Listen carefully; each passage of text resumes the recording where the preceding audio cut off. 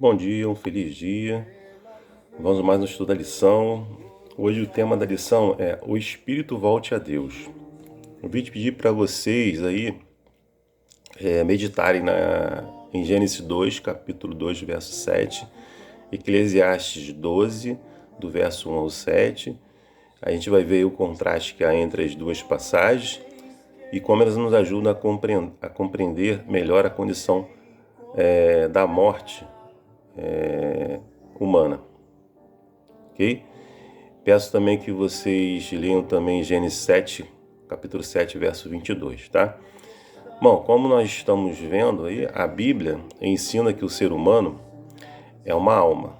Então, estamos estudando isso nessa semana, né? Nós temos o corpo. Deus lá em Gênesis 2:7, ele vem e dá a vida ao homem. De que forma? Ele dá o fôlego de vida, coloca o fôlego de vida em suas narinas e o homem passa a ser um ser vivente, uma alma vivente. É isso que nós estamos vendo. Lá em Ezequiel 18, verso 4, verso 20, vem dizendo que a alma deixa de existir quando o corpo morre. Então a gente já vimos também que quando o homem morre, o animal morre, a mulher morre, o que acontece? O fôlego de vida que Deus concedeu à vida volta para Deus. E o corpo, a matéria, volta ao pó da terra. Então nós estamos estudando sobre isso também. Aí vem a pergunta: mas o que acontece, mas e quanto ao espírito? Ele não permanece consciente mesmo após a morte do corpo? Então são duas perguntas que a lição vai responder, e é importante porque também é um assunto bastante polêmico. Então, assim, muitos cristãos acreditam que sim, que o espírito ele tem consciência, mesmo depois da morte. E até tentaram justificar esse ponto de vista citando aí essa passagem de Eclesiastes 12:7, que diz que o espírito, né, volta para Deus. Não é isso que a gente está vendo aí? E aí, Eclesiastes fala exatamente isso. E o pó volte à terra, e de onde veio, e o espírito volte a Deus, que o deu. Aí essa declaração não sugere que o espírito dos mortos permanece consciente na presença divina. Em nenhum momento a passagem diz isso. Mas as pessoas interpretam como que o espírito ele tivesse consciência e a partir do momento que você morre, esse espírito está lá no céu. É isso que as pessoas entendem, ou seja, você saiu do mundo aqui onde você vive, da terra, e agora depois da morte você foi para o céu, está vivendo uma vida melhor, vamos dizer assim, o que as pessoas falam, está num paraíso, né? Foi dessa para melhor, não é isso que as pessoas falam? Elas interpretam a partir dessa passagem aí. Bom, Eclesiastes 12, de 1 a 7, se você for ler lá, ele descreve os termos bastante dramáticos, o processo de envelhecimento culminando com a morte. É isso que Eclesiastes 12, de 1 a 7 vem dizendo. E lá nesse verso 7, refere-se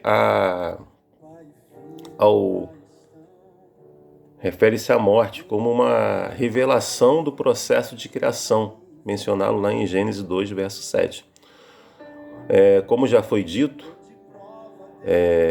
no sexto dia da semana de criação, formou o Senhor Deus, né, ao homem o pó da terra. Ele soprou nas suas narinas o fôlego de vida. E o homem passou a ser o quê? Uma alma vivente. Isso está lá em Gênesis 2:7.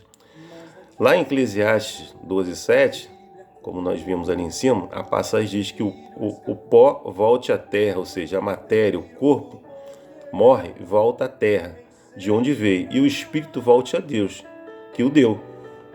Então o espírito, o fôlego de vida, o fôlego de vida volta a Deus. É isso que ele está dizendo nessa passagem. Assim, o fôlego de vida que Deus soprou nas narinas de Adão e que também forneceu a todos os outros seres humanos, retorna a Deus. Ou, em outras palavras, simplesmente deixa de fluir para eles, através deles. Então devemos ter em mente que Eclesiastes 12:7 descreve o processo de morte de todos os seres humanos e faz sem distinguir entre justos e ímpios. Ou seja, tanto faz um justo ou tanto faz um ímpio, que não segue os preceitos de Deus, quando ele morre, o espírito, o fôlego de vida, volta para Deus.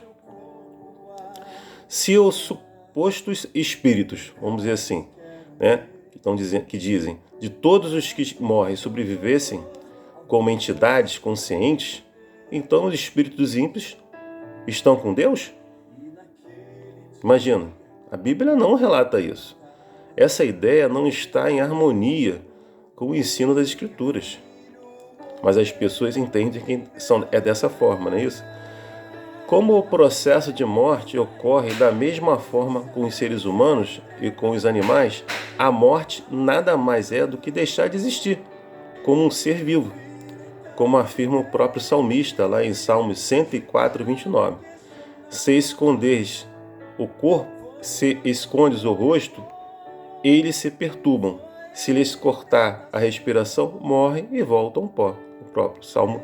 O próprio Salmo diz que o corpo, a partir do momento que ele morre, ele volta ao pó da terra. É isso que vem dizendo. Então, a alma, gente, morre.